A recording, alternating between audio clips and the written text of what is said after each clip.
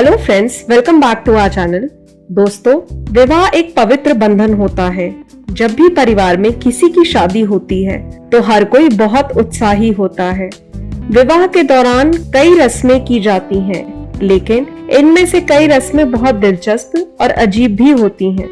भारत में ही अलग अलग जगह पर अलग अलग रीति रिवाज हैं, लेकिन दुनिया में कुछ जगह ऐसी भी है जहाँ की अजीबोगरीब परंपराओं के बारे में जानकर आप चौंक जाएंगे। इन अजीब परंपराओं के बारे में जानने के बाद आप जरूर ये कहेंगे कि ऐसा क्यों किया जाता है। आज हम दुनिया भर की सबसे अजीब शादियों के परंपरा के बारे में आपको बताने जा रहे हैं। चीन के सिचुआन में एक परंपरा है कि शादी से पहले दुल्हन को पूरा 1 महीना रोना पड़ता है। इस रस्म को जियो टांग कहा जाता है। दुल्हन को 1 महीने तक रात में आधा घंटा रोना होता है। दुल्हन के साथ पहले 10 दिन उसकी माँ, बाद के 10 दिन उसकी दादी और आखिरी दिनों में परिवार की सभी महिलाएं लगातार रोने का काम करती हैं। रोमानिया में आज भी दुल्हनों का अपहरण करने की परंपरा कायम है। यह रस्म शादी के पहले होती है। पुरुष जिस महिला के साथ अपनी जिंदगी बिताना चाहते हैं वह उसको किडनैप कर लेते हैं। शादी में कोई दहेज न मांगे और लड़की के घर वाले लड़की के पसंद के लड़के से शादी करवाने को राजी ना हो, इसलिए यह परंपरा है। अफ्रीका में रहने वाली प्रजातियां भी कई अजीब प्रथाओं का पालन करती हैं। यहाँ महिलाओं को बहुत से अनोखे और अनसुने नियमों का पालन करना पड़ता है। यहाँ की बोराना जनजाति की महिलाएं अच्छा पति पाने के लिए शादी से पहले अपने सिर के बालों के एक बड़े हिस्से को मुंडवा लेती हैं। शादी के बाद ही लड़कियों को ठीक से बाल बढ़ाने का मौका दिया जाता है। यही नहीं, अफ्रीका के कुछ जंगली इलाकों में युवतियों के लिए एक खास झोपड़ी तैयार की जाती है। इसमें महिलाएं तमाम पुरुषों में से अपने लिए पसंदीदा वर चुनती हैं।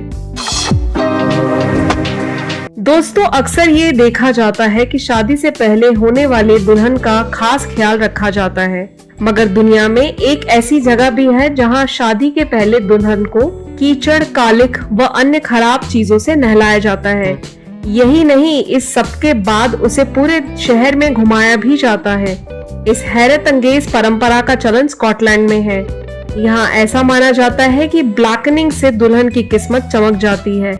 ये शगुन होता है और इसके पीछे का मकसद दुल्हन को जीवन के नए चरण के लिए तैयार करना होता है। चीन के दौर नामक एक स्थान में होने वाले दंपत्ति को पहले मुर्गे की चीड़फाड़ करके उसका लिवर निकालना पड़ता है। अगर यह लिवर स्वस्थ होता है तो इस जोड़े को शादी की तिथि निर्धारित करने की छूट होती है। वहीं लिवर में कमी होने पर इन्हें शादी करने की इजाजत नहीं दी जाती। स्वस्थ लिवर हासिल करने के लिए इन्हें फिर से मुर्गे की खोज करनी पड़ती है। बोर्निया के एक आदिवासी इलाके में शादी वाले दिन लड़का और लड़की को घर से कहीं जाने की इजाजत नहीं होती। यहाँ तक कि वो बाथरूम भी नहीं जा सकते। अन्य परंपराओं की तरह इसके बारे में भी माना जाता है कि ऐसा होने वाले दंपत्ति के सौभाग्य के लिए किया जाता है। कांगो समाज में शादी के दौरान दूल्हा दुल्हन को हंसना मना होता है। शादी की रस्म पूरी होने के बाद ही दोनों को हंसने की इजाजत दी जाती है। यह रस्म शादी में ही नहीं बल्कि शादी के दौरान होने वाली अन्य रस्मों पर भी लागू होती है। फ्रांस की संस्कृति में शादी की अजीबोगरीब रस्म है जिसे लासूप कहते हैं। जैसे ही नया जोड़ा हनीमून पर जाता है, सभी गेस्ट पार्टी के बचे हुए खाने को इकट्ठा करके एक नए टॉयलेट के चैम्बर में डालते हैं और उसमें पानी डालकर उसका जूस बनाते हैं। यह जूस दुल्हन के परिवार वालों को पीना पड़ता है। इटली के रोम में शादी करने जा रहा जोड़ा पहले नदी के ऊपर स्थित पुल पर आता है और यहाँ आकर एक खूबसूरत सा ताला लगा देता है और उसकी चाबी नदी में फेंक देता है। मान्यता है कि ऐसा करने से उनका संबंध हमेशा के लिए जुड़ जाता है और फिर यह दंपत्ति कभी अलग नहीं होते।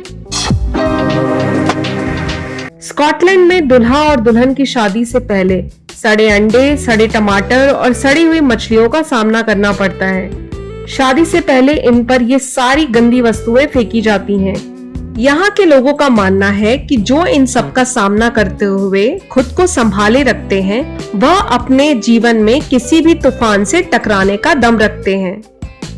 तो दोस्तों, इस वीडियो में इतना ही। अगर आपको यह वीडियो अच्छा लगा हो तो इसे लाइक करें, शेयर करें और सब्सक्राइब करना ना भूलें। धन्यवाद।